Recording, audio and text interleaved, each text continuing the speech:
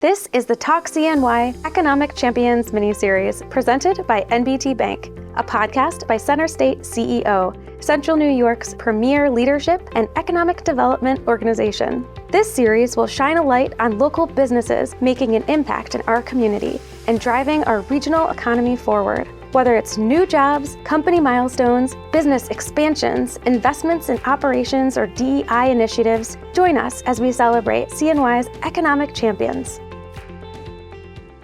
Today's conversation is with Hannah Henley, President and Head of Intelligent Sensor Solutions at INFICON.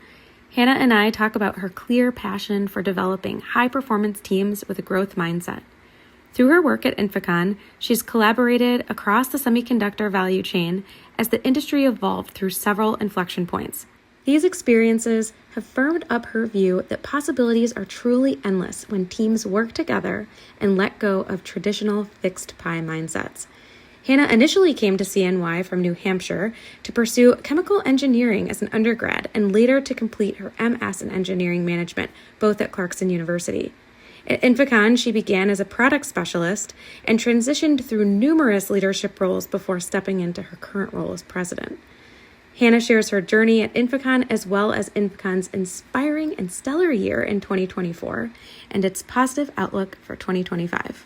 Today, I'm joined by Hannah Henley of INFICON, president at INFICON, and we're just so excited to have a conversation to learn more about her, to share with you her connection to CNY, her journey into this fantastic position and with this great company. So we'll learn about Hannah, we'll learn about INFICON, and we'll talk about what INFICON is anticipating into the future and what they've been noticing in terms of economic development opportunities. And yeah, let's just get started. Sure. Right. Thanks for having me, Kate. Yay. All right, so first let's learn about you. Are you from Central New York? Did you land here? How did it happen? Well, I have lived in Central New York since the spring of 2010, but I am born and raised in New Hampshire, so I'm a transplant to this area. I came here for an education, so I went to Clarkson University and studied chemical engineering, and then ended up at INFICON, where I've grown my career. Very cool. All right, so Clarkson, I'm sure we have at least a couple of listeners out there who are like, me too. All right, so fantastic.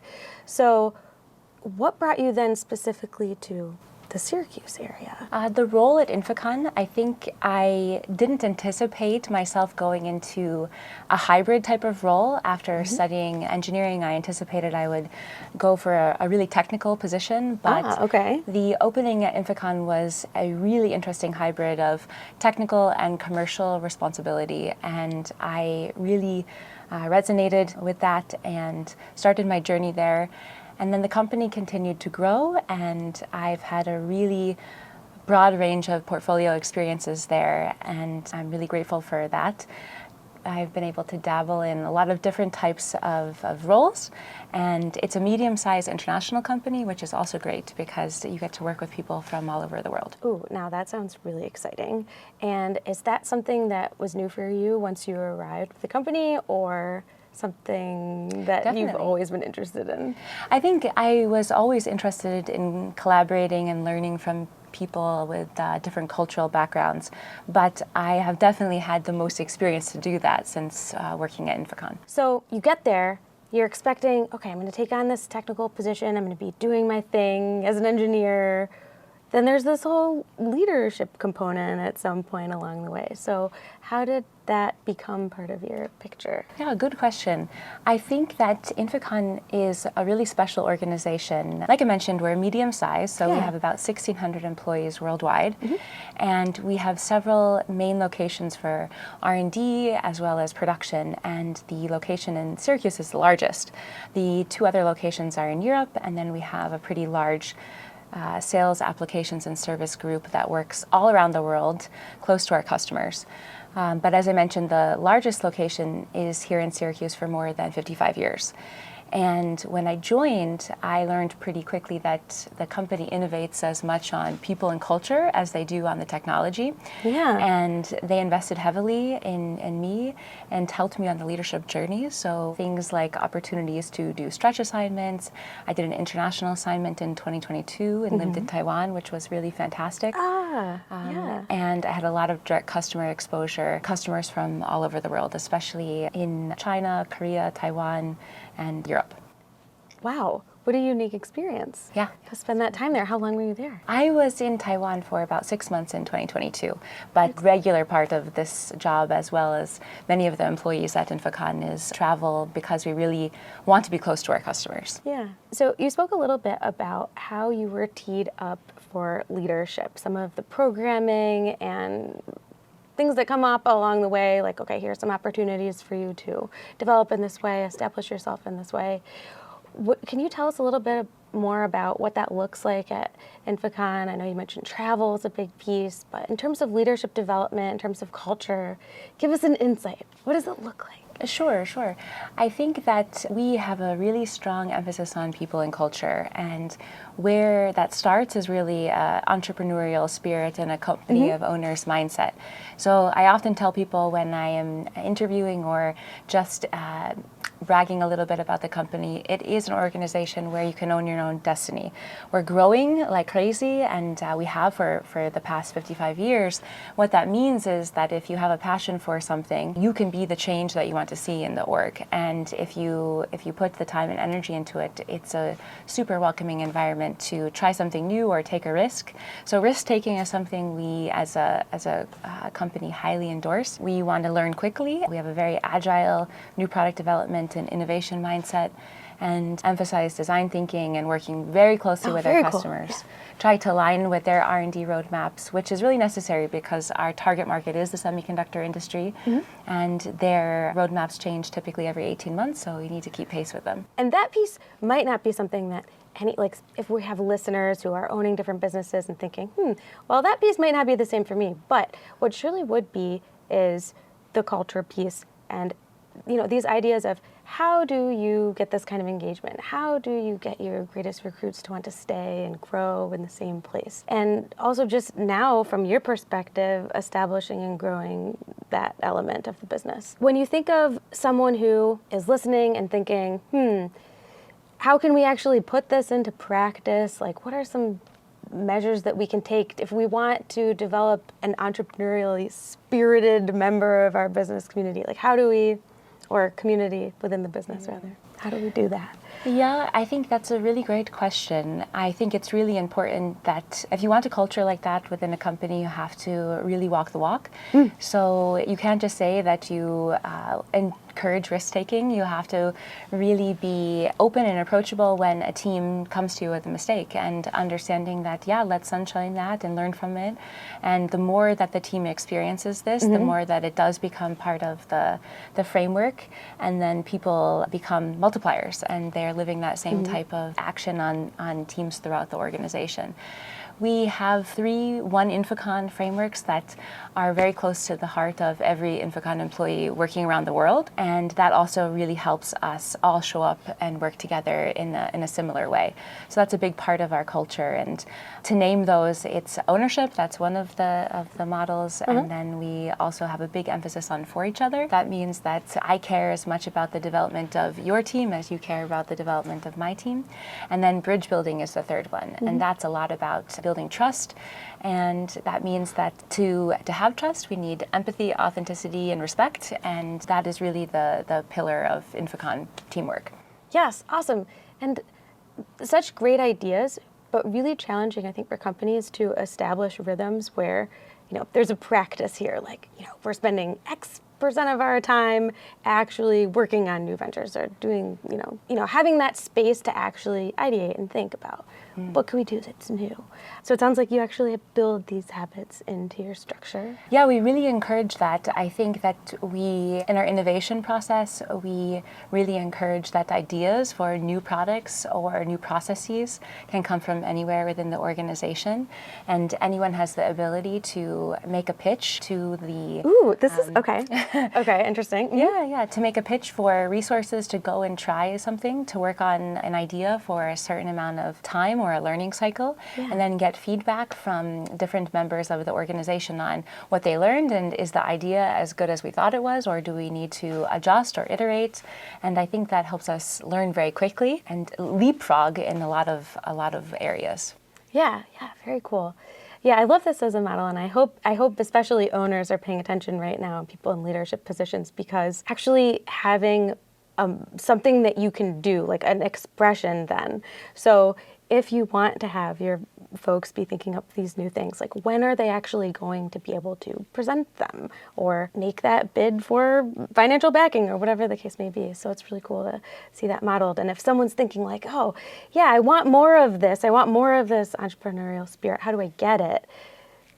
This is a really great avenue. I love this idea. It's very cool. What else? Tell us more about what it's like to work at INFICON. What draws people into the company beyond culture? What other sorts of opportunities do you have? Sure. I think when I describe INFICON and what do we do, we are really shaping future ecosystems by enhancing sustainability and productivity. And all of our products, no matter if we're serving the semiconductor industry or the defense industry, are doing those things. But I'll talk about the semiconductor industry in a little bit more detail. We are a leader for smart manufacturing in the semiconductor space. So we are one of the only companies that can connect data or create the data with our own sensors, our smart sensors, and then connect that data and help our customers then predict how their factory is going to operate. And that's something pretty powerful. So we have both the hardware in the sensors and also the smart manufacturing software to do that. And what is that doing for our world? We are helping enable the future of AI chips. That's helping to transform most industries, whether it's healthcare or agriculture or the future of energy, and make the world a better place. And I think that's why most of us choose to show up and work at INFICON, even when it's really tough, because these customers have high expectations, and that's not easy, but we like doing it. So when INFICON supports our semiconductor customers in helping produce the latest type of chips, often those are AI chips, these are going into many different types of sensors in many different industries. So they are creating data and then helping to store and process that data, and it's driving innovation in pretty much every walk of life. So whether that's the future of agriculture, the future of healthcare, or the future of transportation or energy, INFICON has a piece in making it more safe as well as more sustainable. Fantastic. Yes. Okay, let's dig into that a little bit more in terms of the piece on high expectations and also where your passions and values align with the company. So how does that come together? Yeah, I think one of the things I was recently reflecting on is what energizes me working at INFICON as well as in the semiconductor industry and other markets that INFICON participates in is the fact that when companies and teams come together across different boundaries, they can grow the pie. So it's really not a fixed pie mindset. When we collaborate, Yes, okay. the possibilities are greater than what we originally anticipated. Yeah.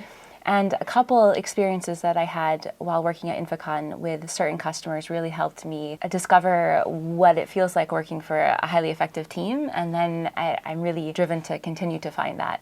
And so I think that when we look at the challenges that the modern world faces, it's going to take collaboration like that across different companies, different value chains to tackle everything that we need to. Yeah. Yeah, absolutely. And for those of you who are watching on YouTube right now, I'm sure you can see the sparkle in Hannah's eye. Like, it's very clear that you just really love what you're doing. But if you're listening and you're not sure, I'm telling you, there's a lot of passion here. It's very exciting. Yes, I love that. Well, it is. It's just really delightful to hear from someone who's really excited about what they're doing in the day-to-day, and also just the impact that you're able to make with your company. It's pretty cool stuff. Thank you. Thank you. Yeah. So let's talk more from the client perspective. Is it possible that someone could be listening right now and think, gosh, maybe there's an opportunity here to be working with INFICON in some manner? Could you speak to that a little bit? Like, what types of clients and partnerships are great for you? Yeah, sure. We're primarily a B2B organization, a little bit unique because we, as I mentioned, do R&D and manufacturing in Syracuse, but we are a significant exporter. So a lot of our customers over the past several decades have been producing or having their manufacturing sites in Asia. But right now, with the investment in the semiconductor industry in the US, we have a lot of customers now expanding within the US, and that's great for us, as well as our local community right here in Syracuse. So we're quite excited about that. I think outside of the semiconductor industry, INFICON has a really important job in the defense industry because we have a very specialized instrument. It's called the HAPsite, and it can measure very, very, very low levels of very dangerous materials. So this is typically used for military and defense applications. And so that's another way that we collaborate with our customers. And beyond that, it's having significant impact in environmental applications like air and water monitoring. And we're always passionate about solving problems. We collaborate with many of the universities in the area, whether that's in semiconductor research or other types of environmental and gas analysis type of R&D. Very cool.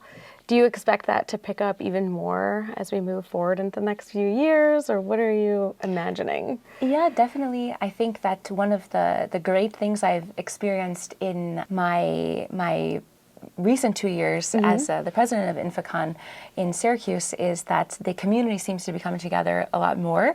And it does seem to be. Yeah, I love that. And I've gotten to work closely with leaders from other organizations as well as the secondary education areas throughout Central New York and a little bit beyond that. And I think that's just really fantastic.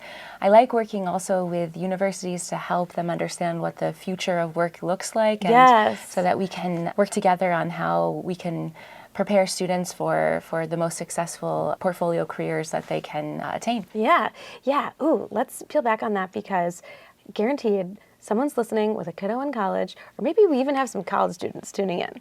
We never know. It's possible.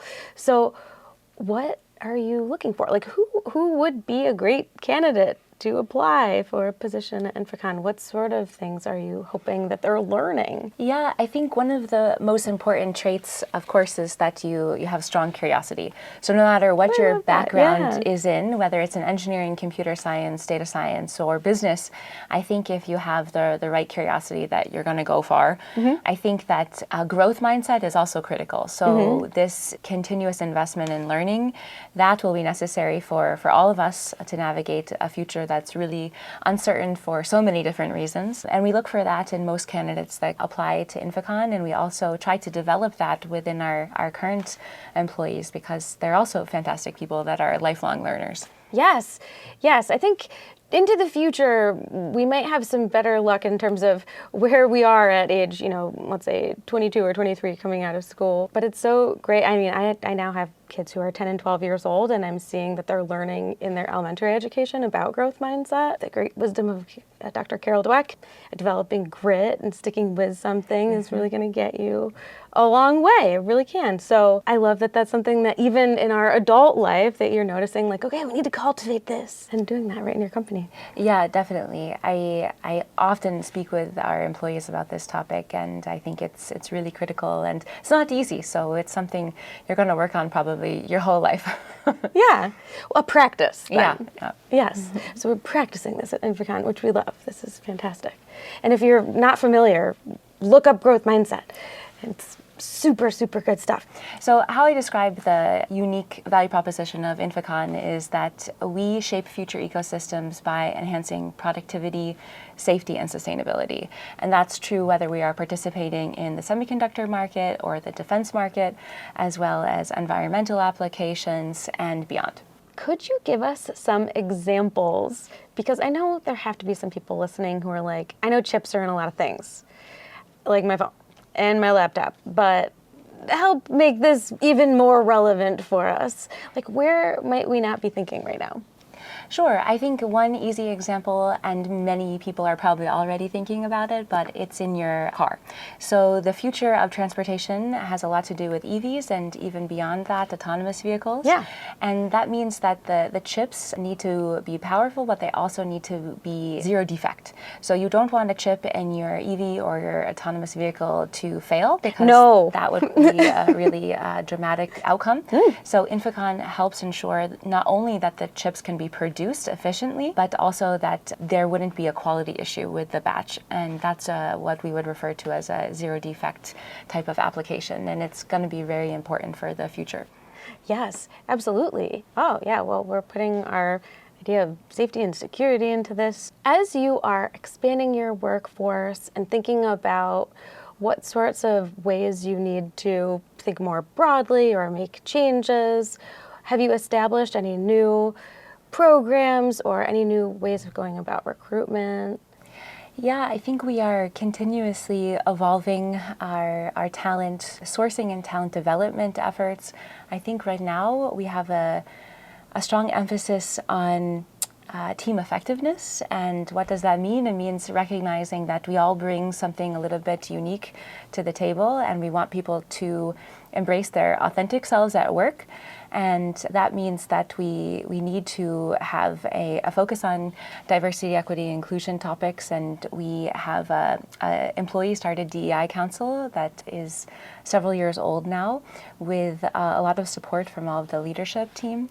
And we feel really passionate about this because we would like also our team to reflect our customers, and our customers are from all around the world. Mm-hmm. And we recognize that depending upon your person, where you come from, you might need different things to develop your career. And so being in tune with what people from different backgrounds, what type of support they need, how we encourage them to invest in themselves and how we invest in them is really important. And so we have several different ERGs, a women's ERG, a veterans ERG, and a Pan-Asian ERG, and I am excited for many more that will start. And this really helps us continuously make a better place for people to work, and also recruit from more non-traditional sources, which I think is going to be really important. Yeah, let's talk a little bit more about that aspect of workforce development. Sure. So one good example is at INFICON, each person has a development plan. And it's about, for example, making sure that if you don't have a development plan, how do you feel comfortable leaning in with your leader, your supervisor, to talk about that? What support do you need from them? Someone that comes from my background might feel very comfortable to do that. Someone that comes from maybe a different country, maybe from Asia, would need a little bit more support to feel comfortable to talk with their boss about that. At the same time, we want people to have an equal opportunity to develop their career. So understanding that maybe a leader with a more diverse team needs to think differently about how they communicate and also how they listen to their employees. Yeah.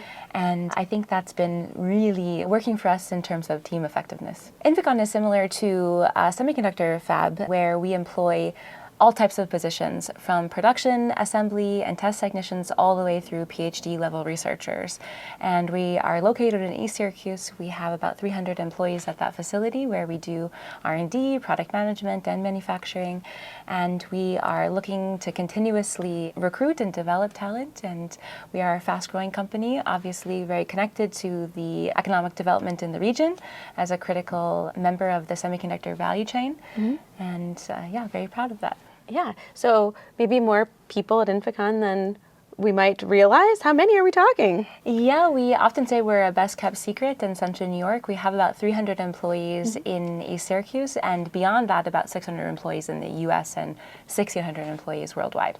Oh, wow. Yeah, that is quite a large footprint then. Yep. Yeah, very cool. So Hannah, what are you celebrating right now with INFICON? Oh, celebrating is actually a really interesting topic, because we often try to find ways that we can build this into every day and celebrate more, because we naturally just focus on, the grinding more problems out. But I think right now we are definitely super proud that we had a record year in 2024. I think also testament to the technology that we are developing is that throughout the past 18 months, when the semiconductor market was in a little bit of a downturn, we grew significantly. So our customers are still looking to invest in the technologies that INFICON is bringing to market. And that makes me very optimistic about our future. I think I'm also really proud that last year we received an award from one of our top customers in Taiwan for production and sustainability support. And wonderful. This is one of the tier 1 semiconductor companies. So we're very proud of that. Okay, awesome. And could we hear a little bit more about the specifics when you say, a record-breaking year? What sort of records are we talking about? Yeah, I can talk a little bit about that. Okay. I think from the top line, we had record-level sales. We had some really significant orders as well, and probably can't talk about too many other financial things until later on this year, because we are a public company. Yeah. But yeah, it was a really proud moment for us, because our customers needed a lot of our products in 2024, and we had a significant step change in what we were able to produce and our capacity levels in Syracuse, which was fantastic.